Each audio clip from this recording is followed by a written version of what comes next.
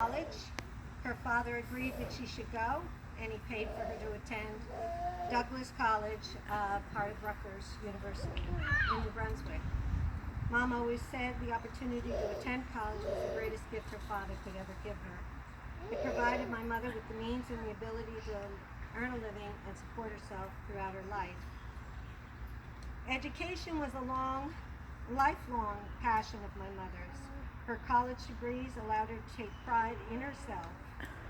Mom never needed support from either husband. She earned and saved the way she'd been taught by her grandfather, and at age 62, after her second marriage ended, she remortgaged the house in Needham and promptly paid it off within 10 years.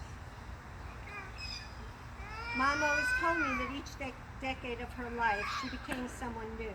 From Flagtown to South Branch to Basking Ridge and finally Needham, my mother's passion to learn and succeed never ceased. Moving from several homes and after two husbands, living in two states, and retiring from her career of 40 years in public schools, Mom never stopped learning and challenging new directions. She took lessons at age 45 in a 2-week community summer program. From there, her passion for tennis lasted for decades, traveling to tournaments, winning trophies, competing against players that were younger, and working at the U.S. Open every summer in Flushing, New York. Mom, once again in a community program, took a class in calligraphy. Within no time, she was teaching calligraphy to students at the community college, as well as being paid to design and illustrate for events, stationery, announcements, and weddings. Mom's artwork remains on display for over 20 years in the township of Walpole in the town hall.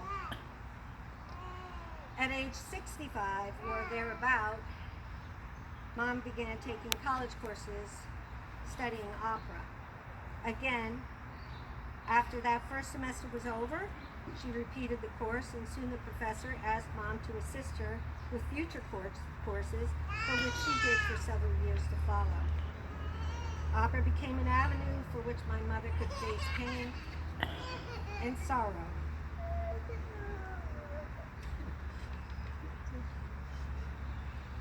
She traveled all over the United States to opera houses and took trips to Europe with an opera group. Later, at age 70, Mom continued traveling to Europe alone. Germany became her favorite place, and soon she took on the challenge of learning a new language. She studied and learned to speak, read, and write in German. This week, as I continue to shuffle through my mom's papers, I found a large file with notes from all the students that she saved. Not from all the students, just a file of them. Some notes were written to thank her, and others were asking her for help through difficult times. I have no doubt my mother helped many young children. She knew the importance of listening and encouraging them to share and express their feelings. Sometimes just playing games, building Legos, setting up a dollhouse, or putting puzzles together, the students had a safe place where they knew they were always welcome. She always told me she had the best job. She could play games and give hugs all day. But in actuality, her job required for her to fully support students in several different schools and grade levels.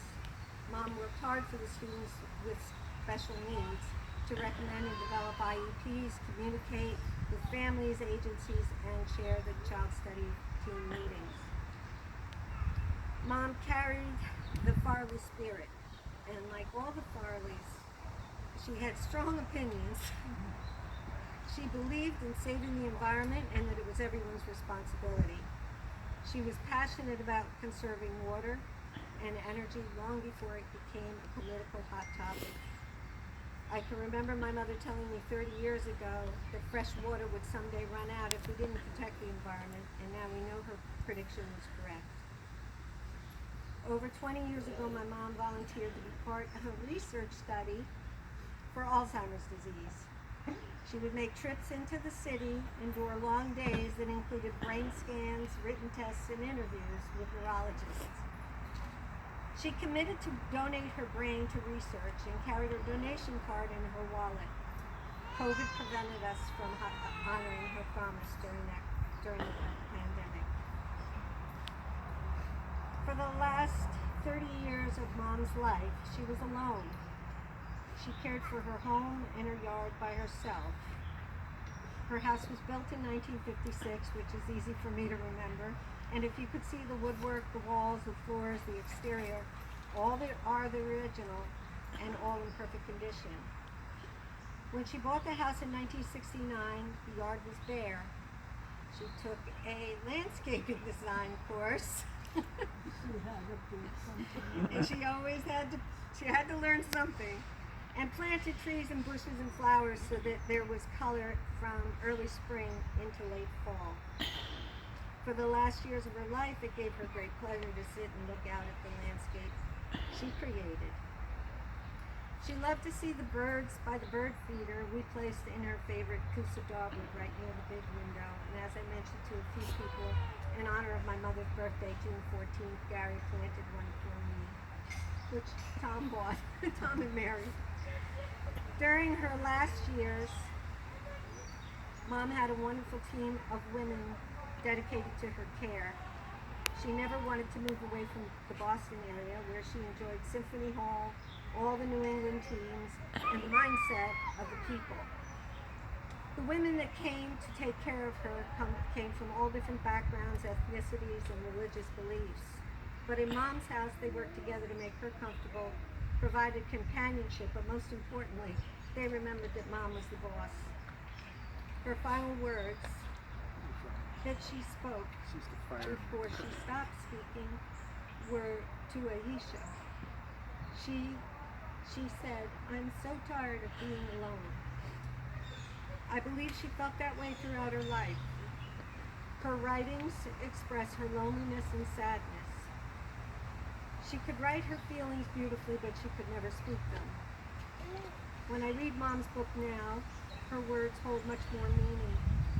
If you take a look at the pictures and the video that I made, which we'll show, you will see with friends and family she was always smiling. Amy said, "I'm sorry, Mick, you joined the club. It is a club for those of us that have lost our mothers."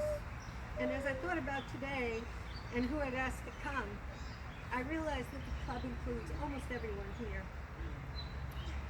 Most of us have felt, many have felt for a very long time as I am feeling now. Some will feel it in the future. It is a loss that you feel for the rest of your life. Mom felt it, and someday my children will. I'm sorry for the sadness I expressed. Unlike my mom, I wear my heart on my sleeve. I find it hard to find joy, but I will in time. With any luck, someone will now tell some funnier times, if possible. She loved to laugh, and she had a terrific sense of humor.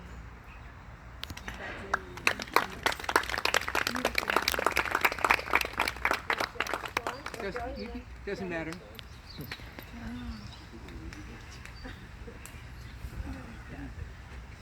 And Amelia gave me a hand. I must have been okay.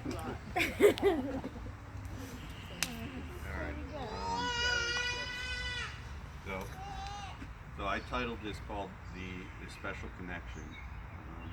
Said my grandmother. She was the reason I fell in love with Boston, their teams, and why I studied education at Montclair. Two of the most important things in my life, with so many other values and teaching along the way. I sat down to write a small speech a few days ago, and I couldn't find the words. I kept asking myself, how could this be? My grandmother was the single most influential person in my life, and I'm speechless for her celebration. I owe her more than this. And then it dawned on me.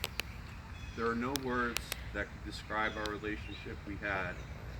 As she would always say, it's a special connection.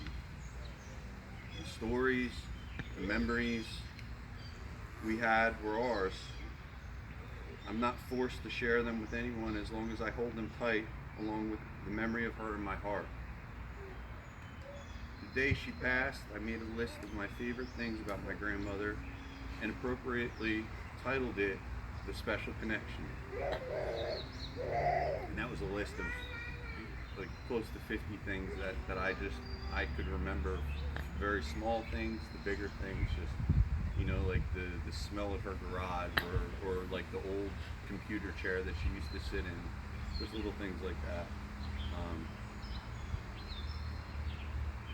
The day, so some of these memories made me laugh, others made me cry, but they will always be anchored into my memory from as far back as I can remember. I think of little Amelia, and I want to have the same for her. I want the smallest details to resonate with her the way that they did with me. I know one thing is for sure. This is definitely the truth. Boston will never be the same. I'm actually afraid to go back. It's not the same place anymore. For the past 30 years, I've sat and I've watched most Boston sports events. I've always looked forward to our phone call that followed. We would discuss and critique every little detail from the game. For me, winning and losing felt like life or death because I was too young to understand it was just part of the game.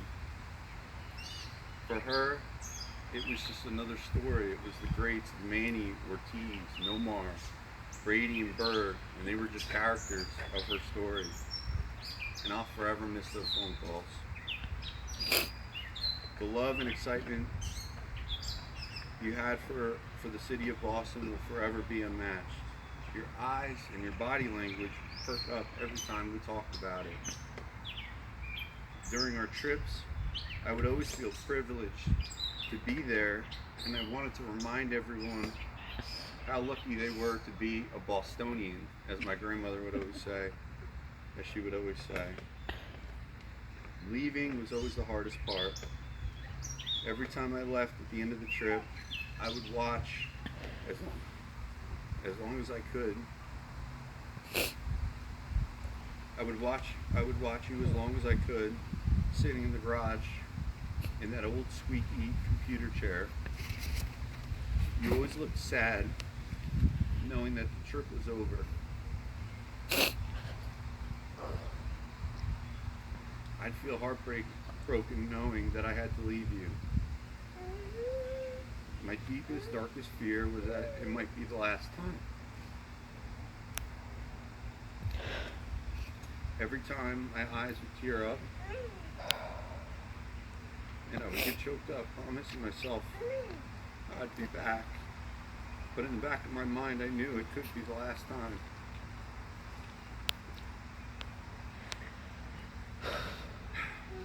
I must give a very special thanks to my mom for organizing what we have here today, along with everything that she did for my grandmother. As you know, they would talk every single night. At the end of my grandmother's life, I'm sure the conversations were not as interesting as they were in the past. Her memory had failed her and life simplified.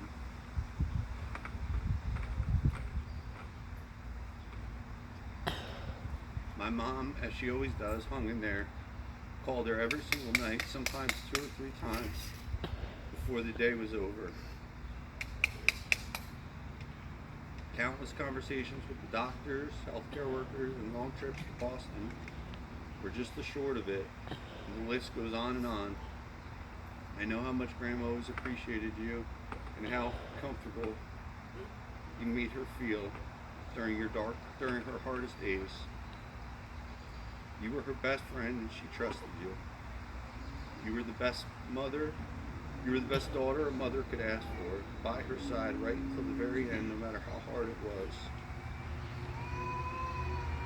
So, if I can leave everyone with some parting advice that I'm sure my grandmother would want me to echo. Always lick the plate when you finish a meal. Yeah. Yeah. Take quick showers with a bucket by your feet to catch the extra water. Yeah. Water the plants and wash the car with it. That's right. And the last one, this is for Dee Dee. This is when we had a long trip to Boston. We spent about a week there. You're gonna get so mad at me that I can say this. No, if you don't say it, I'm going to say it. And lastly, Only use what you need in toilet paper sheets because someone else needs them.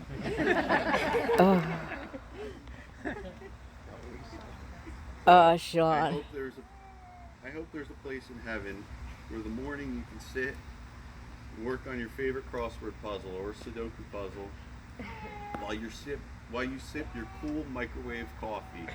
That was always a thing because she'd have her coffee until about 2 in the afternoon, 1 cup, and we'd put it through the microwave 5 to 10 times before she finished it. While you sip your cool microwave coffee in the afternoon, you can listen to your favorite opera show and watch the birds play outside your window. And at night, the Sox, the Patriots, and the Celtics are always on. We will be thinking of you always. Great. Great, Sean.